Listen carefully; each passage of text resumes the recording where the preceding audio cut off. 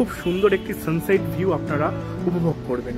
একটা ফেরিতে যাবেন, পরবর্তী যে লঞ্চটা আসবে বা ভেসেলটা আসবে তাতে করে আপনারা চলে আসবেন।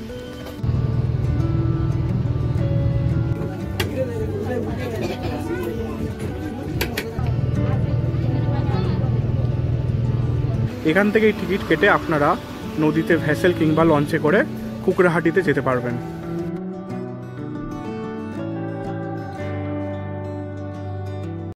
তো আজকের ভিডিওটা শুরু করছি আমি বাড়ি থেকে। আজ যাব হীরকনগরী ডায়মন্ড হারবার। ব্যস্ত দিনের শেষে কিংবা সপ্তাহান্তে অথবা একদিন ছুটিতে আপনারা ঘুরে আসতে পারেন হীরকনগরী ডায়মন্ড থেকে।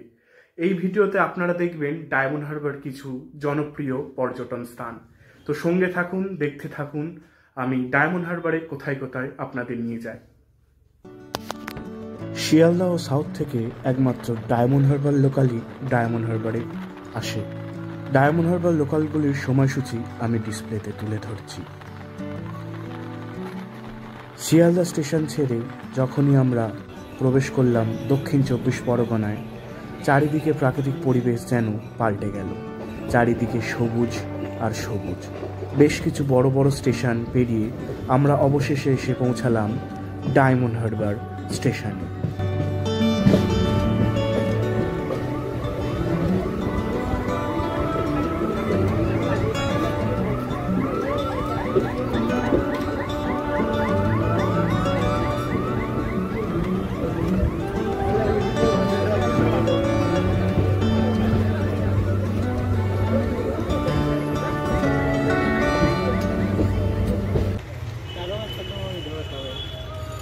চলে এসেছি ডায়মন্ড স্টেশনে। কলকাতা থেকে ডায়মন্ডে আসা যায় দু রকমভাবে। এক, ধর্মতলা থেকে বাস নিয়ে আপনারা 2.5-3 ঘন্টার মধ্যে চলে আসবেন ডায়মন্ড হারবারে।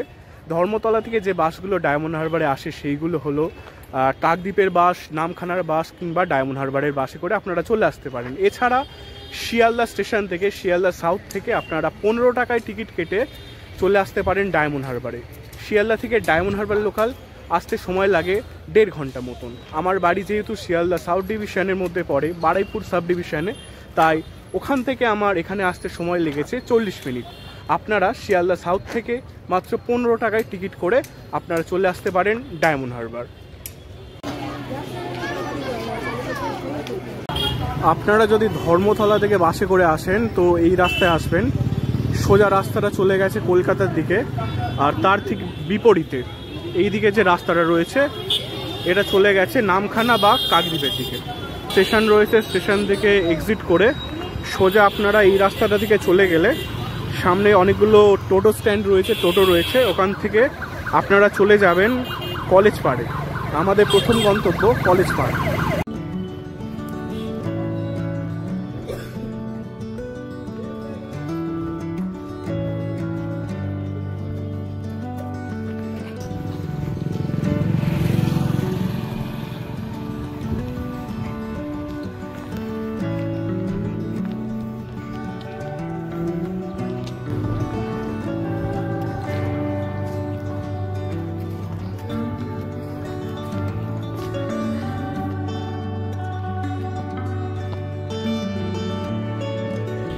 আমি এখন রয়েছি কলেজ পাড়।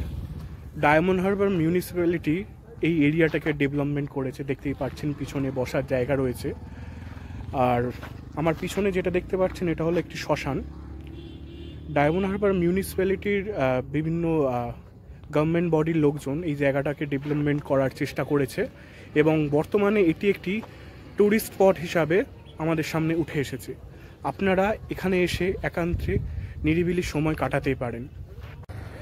এই নদীর জল এখান থেকে পরিশ্রুত হয়ে ডায়মন্ড হারবার শহরে ব্যবহার কার্যে চলে যায়, দেখতেই পাচ্ছেন। ওই যে দূরে দাঁড়িয়ে রয়েছে একটি জাহাজ, নৌকা রয়েছে। হুগলি নদী, খুবই নিরিবিলি শান্ত পরিবেশ। আপনারা চাইলে এখানে এসে একান্তে নিরিবিলি সময় কাটাতে পারেন।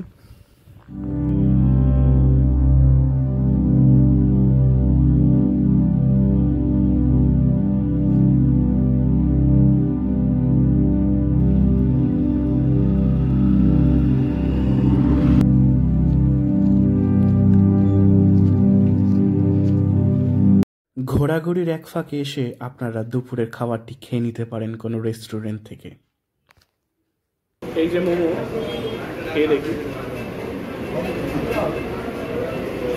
বেশ জুসি আছে এবং ভালো হয়েছে। আপনারা যদি ডায়মন্ডে এসে একদিন থাকতে চান, এখানে রয়েছে কিছু মধ্যম মানের hotel, hotel Sagar Sangam, hotel শ্রদ্ধাঞ্জলি কিংবা অন্নপূর্ণা হিন্দু হোটেল। আপনারা চাইলে এখানে এসে থাকতে পারেন, এখানকার ভাড়া রিজনেবল। এইখানে রয়েছে নেতাজি সুভাষ উদ্যান অর্থাৎ ডায়মন্ড হারবারের ফেরিঘাট টিকিট কাউন্টার। এখান থেকেই টিকিট কেটে আপনারা নদীতে ভেসেল কিংবা লঞ্চে করে কুকড়াহাটিতে যেতে পারবেন।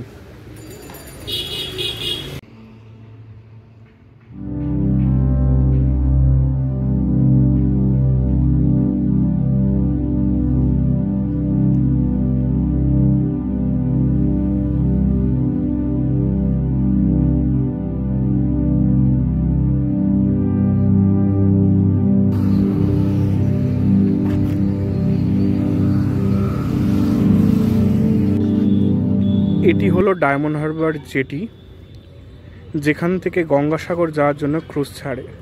এই যে রিসেন্টলি গঙ্গাসাগর মেলা হলো, এখান থেকে ক্রুজ ছেড়েছিল।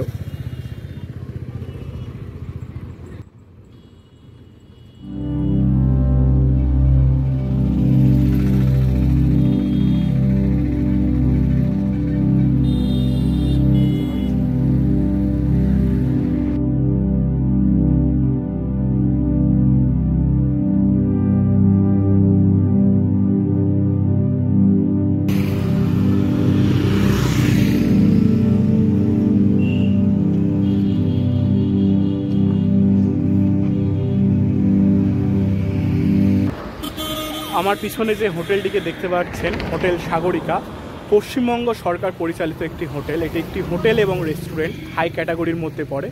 আপনারা চাইলে এখানে এসে থাকতে পারেন, যারা এখানে স্টে করবে ভাবছেন তারা এখানে এসে থাকতে পারেন। আমি ডিসপ্লেতে এই হোটেলের কন্ট্যাক্ট নাম্বার এবং বুকিং করার যে ইমেল রয়েছে সেটা আমি তুলে ধরবো। আপনারা চাইলে এখানে এসে থাকতে পারেন। একদম রিভার ফেসিং হোটেল। এই যে দেখতে পাচ্ছেন যে রয়েছে রিভার, একদম রিভার ফেসিং হোটেল। এবারে যাচ্ছি ডায়মন্ড হারবার পিকনিক গ্রাউন্ড বা কেল্লার মাঠ। এখান থেকে গিয়ে জন প্রতি 10 টাকা করে টিকিট করে নিতে হবে, নিয়ে তারপর ভেতরে প্রবেশ করতে হবে।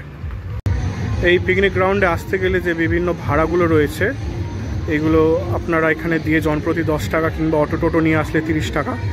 এখানে পুরো চার্ট দেওয়া আছে। আমার নাম্বারটা দিয়ে দিতে। আপনারা এখানে যখন এসে পিকনিক করবেন, যদি কোনো ডেকোরেটার্সের জিনিস বা কোনো প্রয়োজনীয় কিছু জিনিস আপনাদের প্রয়োজন পড়ে, তাহলে আমার পিছনে এই যে দাদাটি রয়েছেন, এনার সাথে পরিচয় করে নেবেন। দাদা, আপনার নাম কি? আচ্ছা, আপনার কাছ থেকে কি ডেকোরেটার্সের সব জিনিস পাওয়া যাবে? আচ্ছা, আপনার নাম্বারটা যদি একটু বলেন। আমার নাম্বার হলো 8111373339। আমার এই নাম্বারে আপনি শুধু ডেকোরের মাল নয়, আমরা ফুল খাওয়া দাওয়া কন্ট্যাক্ট করি। আচ্ছা, ক্যাটারিং সব রকম ব্যবস্থা।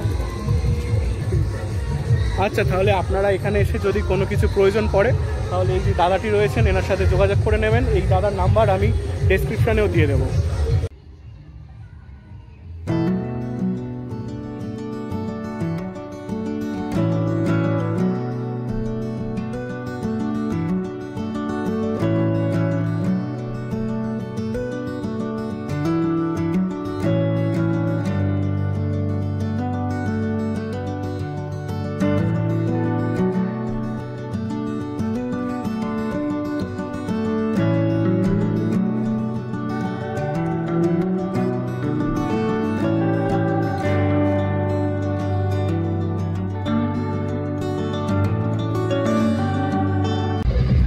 এখন রয়েছি ডায়মন্ড হারবার পিকনিক স্পট বা কেল্লার মাঠ। আপনারা এখানে এসে পিকনিক স্পটটাকে ভাড়া নিয়ে পিকনিক করতে পারেন। পরিবারের সঙ্গে আসুন কিংবা অফিসকালে কিংবা বন্ধু বান্ধবদের সঙ্গে এসে এখানে পিকনিক করতে পারেন।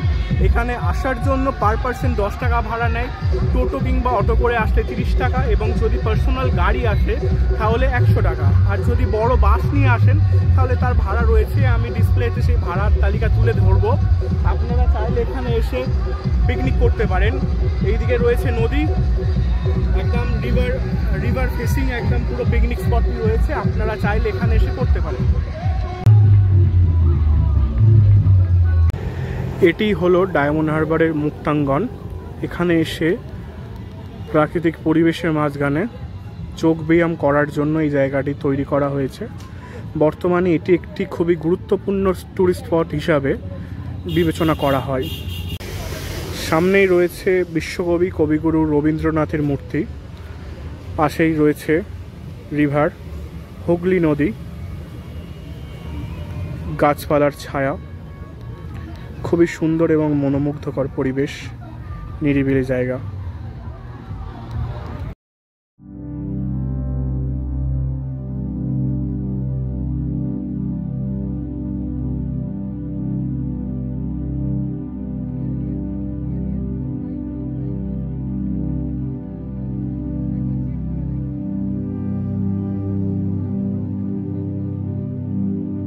কুকড়াহাটিতে যাওয়ার জন্য ফেরি টিকিট কেটে নিয়েছি, পার পার্সন পড়েছে 27 টাকা।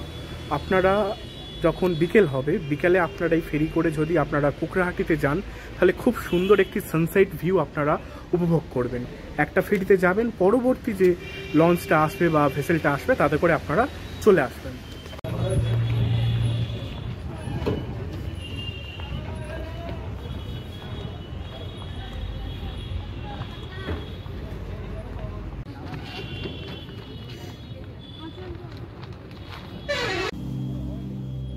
নদী একটি ছোট্ট নাম, অথচ এর মধ্যে লুকিয়ে আছে কত গভীরতা, যা পরোক্ষভাবে প্রভাব বিস্তার করে মানুষের জীবনে।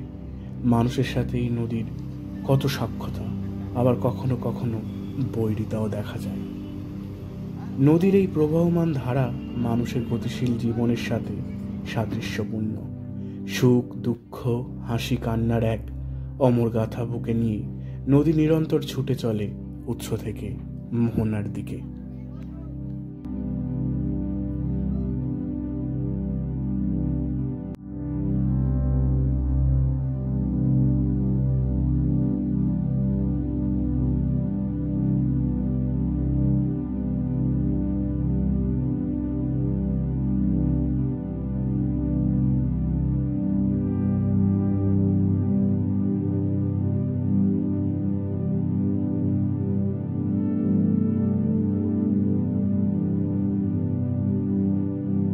আপনারা যদি ডায়মন্ড হারবার ট্যুরে একদিন আসেন, তো অবশ্যই এই হুগলি নদীতে নৌকা বিহার করবেন। মাঝে মাঝে ভ্যাসেলও থাকে, লঞ্চও থাকে। ভাববেন না যে লঞ্চে খারাপ লাগে, লঞ্চেও খুব ভালো লাগে। আর আপনারা সময়টা বেছে নেবেন ঠিক বিকালের দিকে, কারণ এই সময় সানসেটটা দেখতে খুবই ভালো লাগে।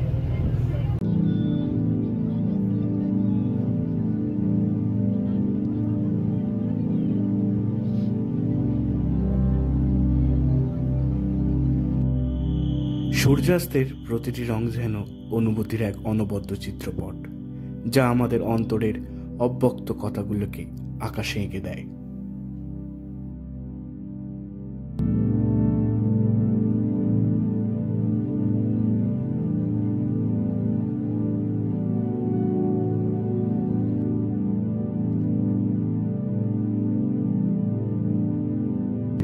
এটা আমি নির্দ্বিধায় বলতে পারি যে আপনারা যদি কিছু টাকা খরচ করে এই হুগলি নদীর ওপর নৌকা বিহার করেন, তাহলে অবশ্যই আপনাদের খুবই ভালো লাগবে। আর বারবার বলছি, বিকালের সময়টায় এই লঞ্চে উঠবেন বা ভ্যাসেলে উঠবেন, তাহলে সানসেটটা আপনারা দেখতে পাবেন এবং খুবই ভালো লাগবে। তো চলুন সানসেটের ভিউটা দেখুন কেমন লাগে। গোধূলি হলো প্রকৃতির প্রেমপত্র, যেখানে সূর্য তার বিদায় জানানোর মুহূর্তে আকাশে আলতো করে রাঙিয়ে দেয় প্রেমের রঙে।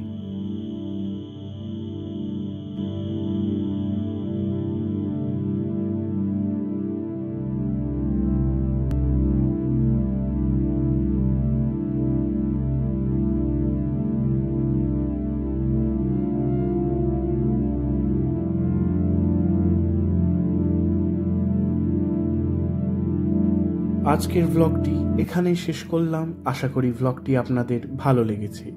ভালো লাগলে অবশ্যই একটি লাইক, কমেন্ট এবং শেয়ার করবেন। চ্যানেলটি নতুন, সাবস্ক্রাইব করে পাশে থাকবেন। দেখা হবে পরবর্তী কোনো এক ভিডিওতে। ততক্ষণের জন্য সুস্থ থাকুন, ভালো থাকুন।